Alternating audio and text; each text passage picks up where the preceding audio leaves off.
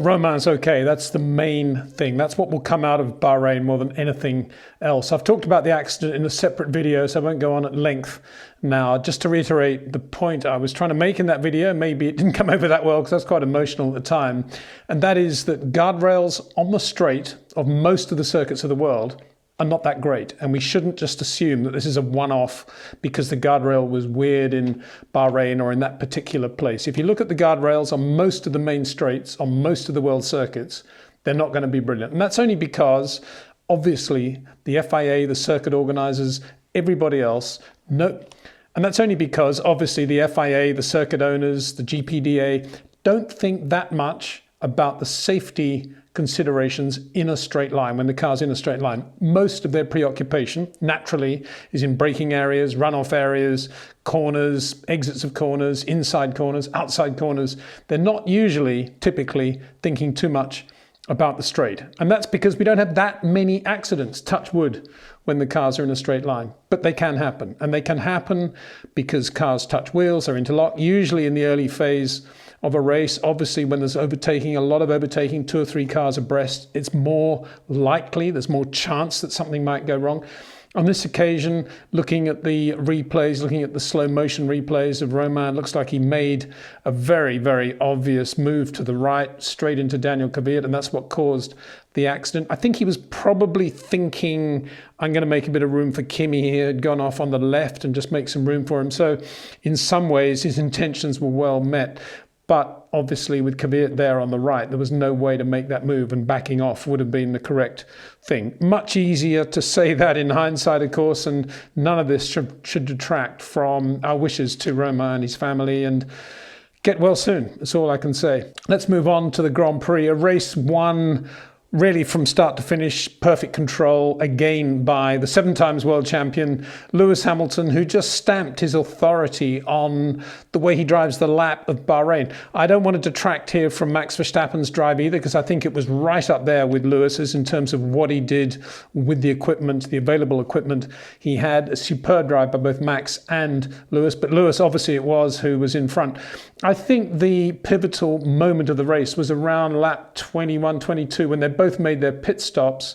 Lewis had gone onto the medium tyre again, a second set of mediums. He'd changed his medium tyre set for the initial restart after Romain's accident, whereas Max had been on a used set. He was the only driver. He obviously didn't have many medium sets left. He didn't put on a new set of mediums, which was why Lewis was able to sort of get away reasonably comfortably in that first phase of the race after the Romain restart. But when they came in for tyres, Max, and I think Red Bull did a really good thing here, Lewis came in first and went to a new set of mediums, whereas Max put on a set of hards, partly because, again, they didn't have too many mediums left, but partly because we might as well just flick the coin and see what happens. Go on a different tyre to Lewis and see what happens. And then I thought the really interesting, so the pivotal moment of the race is when Max then did a 33.0, and Lewis's first lap out on that new set of mediums was a 34.6, and immediately Mercedes got onto Lewis and said, Max 33.0, and Lewis's response was, what tyres are he on? And he was told he was on a set of hards. So at that moment, you could almost hear Lewis's mind ticking over, which was, wow, he's on a set of hards, he's going quickly, I need to get onto it. And so Lewis did a 33.4, something like that, on his next lap. And then it was kind of all over. But that was the moment when I think Lewis thought, yeah, Max Verstappen is not going to go away. This is going to be a hard race. And it was. You know, physically, Bahrain's always a tough race. It was pretty hot, 22, 23, 24 degrees, probably about 22 when the race finally ended. But lots of corners, lots of braking areas, lots of lateral G, lots of changes of direction. And Lewis mastered it all as the race began to unfold. He got a vibration on his medium tyres. They put the pit stop in at exactly the right moment. And then, of course, Lewis did make it look easy. He's under control. Max made an extra pit stop just to be in a position maybe to do something, maybe to get a fastest lap if nothing else, which he did. But it wasn't, of course, enough to put any real pressure on Lewis towards the end of the race. So Lewis, another totally comprehensive win, and congratulations to him and to the Mercedes team. And to Max, very, very good drive for Red Bull Honda into P2. P3 P3 should have been Sergio Perez in the Racing Point Mercedes, but 3-4 laps from the end, smoke out the back, P3 down the drain, and it was inherited by Alex Albon. That was really bad luck for Sergio Perez. We have this thing that comes up as a graphic when you're watching the TV, vote for the driver of the race. And usually, it's not Lewis Hamilton, even though quite clearly he's probably been the driver most deserving to be driver of the day throughout the year. Anyway, Lewis very rarely gets it.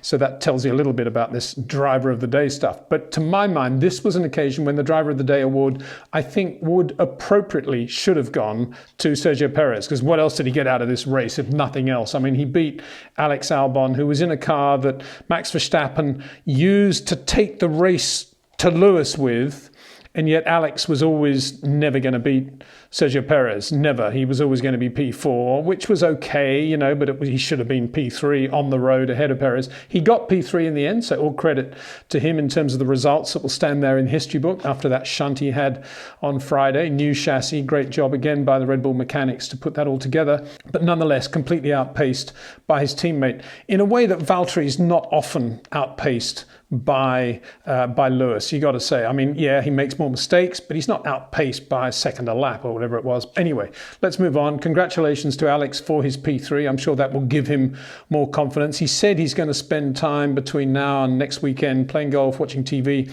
I would think it'd be better spent having a look at really where Max is doing it and he isn't, but that's just me. Anyway, moving on to P4, P5, McLaren 4th and 5th. Very, very good result for McLaren Renault there. Lando Norris, I thought, very underrated, under the radar drive all day, massaging his tyres when he needed to, letting the rubber hit the road when he needed to, even avoiding a marshal who ran across the track when Sergio pulled to the side coming out of turn 10. And we haven't seen that for a long time. And that, more than anything else, probably needs to be looked into, because marshals running across the track, I mean, I was there, sadly, at Kyalami in 77, and I hate to see that, and Lando was astonished as well. Nonetheless, very, very good drive by Lando. And Carlos Sainz, 5th place, backing up a very good day for McLaren Renault. Excellent drive by Carlos, so good to see those two. And P6, Pierre Gasly nursing a set of hard tyres over 24 laps at the end. Probably he would have got beaten by Daniel Ricciardo, but the safety car came out when Sergio's engine blew, and that gave the position to Pierre Gasly. There was a moment, of course, when Carlos Sainz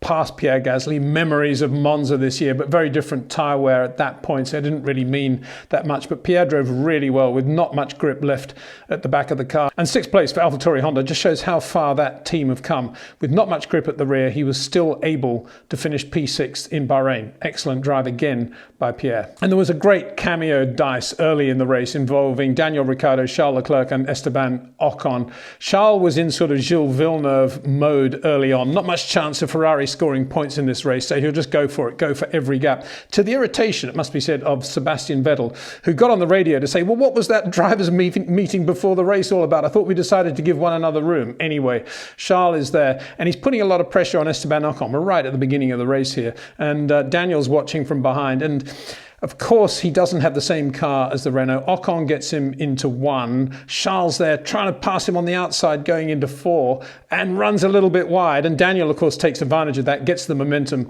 and slips through as well. So from that moment, really, Charles sank like a stone. But he did eventually finish 10th with various pit stops coming into play. And right at the end of the race, before the Sergio engine blow up, he set his fastest lap, and he was only sort of within a tenth or two of the high midfield. So Ferrari had a bad weekend. They got everything wrong in terms of when to be out, traffic, all the other things that can affect you. The variables of a normal Grand Prix didn't go their way. But nonetheless, their car wasn't as slow, I think, as the results showed. Easy for me to say that. I predicted that Sebastian would have a pretty good day. I predicted this on Friday relative to where the car was in terms of its overall grip level. And he was quite aggressive, and he did drive quite well, and he made some quite funny comments over the radio. But at the end of the day, it was a very poor Bahrain Grand Prix for Ferrari, even if Charles did get that single point. The other driver in the points was Valtteri Bottas, who made a terrible initial start to the initial Grand Prix from the dirty side of the grid. dropped down to 6th place, but then interestingly was moved up to P4 for the restart. I think it was something to do with where they crossed the safety car line. But anyway, that was to the astonishment of quite a lot of his nearest rivals, should we say. Anyway, he had 2 punctures. He was out of sync with pit stops. He was involved in the traffic, and he eventually finished 8th. So a desultory day for Valtteri on a day when Lewis, of course, did make it look easy, which is, as we've said before, the epitome of his art, of the art of what Formula One is all about. And then there was Daniel Kvyat, who finished 11th for AlphaTauri Honda. Romain moved right across on him, and that triggered the accident into the guardrail, triggered the explosion. So that would have been a shock for Daniel. But then shortly into the restart, Daniel dived inside Lance Stroll going into turn 8. There was no space at all. His left front hit the right rear of Lance and tipped the Racing Point up into the air and over. It came to rest upside down. There was a radio message from a very, very cool, calm and collected Lance saying, well, I'm hanging upside down. I'll be out of the car, which is to be commended. Daniel got a 10-second penalty for that, which was pretty light given the atmosphere of the day and given the severity of the outcome of that move. So for Racing Point, one car upside down and the other one blowing its engine in the last couple of laps, it was not a good day at all. A big shout out for George Russell, who finished 12th for Williams Mercedes, looking very good, almost to the point where you thought this guy could finish in the points today, but he didn't. He had a problem with the recharge of the Mercedes engine towards the end of the race, but P12, a very good reward for a hard day's work from George Russell. And Nicholas Latifi, slower than George all day, but nonetheless brought the car home as well and didn't look too shabby, dicing as he did with Antonio Giovinazzi in the Alfa Romeo. And so ended this first Bahrain Grand Prix. There'll be another next weekend on a different circuit, a sort of square circuit. I've no idea what that's going to be like. I'm going to try and talk to a few engineers, people that know, over the next couple of days and let you know. In the meantime, I think there will be quite a lot of talk about barriers and so forth. As I've said, it isn't the only circuit in the world which will have barriers that will give in like that on the straight. We're used to having our barriers protected by Tech Pro Gap barriers, but they don't do it on the straights very often because why would they? And that's a question. If we're going to start having Tech Pros along all the barriers of all the straights, that would be an excellent step forward from a safety point of view. But as ever, the question comes into play, who will pay for it all? And so with a bit of a shiver, we sign off from this Bahrain Grand Prix. It was in a weird Grand Prix from beginning to end, under a full moon, for whatever that means. I was struck by the wide-eyed look of Carlos Sainz as he climbed into his McLaren on the grid before the first start. I was thinking about what was going through Lewis's mind after Romain's accident when the drivers were out of the cars for 45 minutes. He hasn't yet re-signed for Mercedes. Was he thinking, do I really want to continue with this after everything I've achieved? Probably he wasn't. But my overriding memory of this race will be how the drivers did get back into their cars and went racing. I've seen many, many accidents in Formula One, sadly, in my time.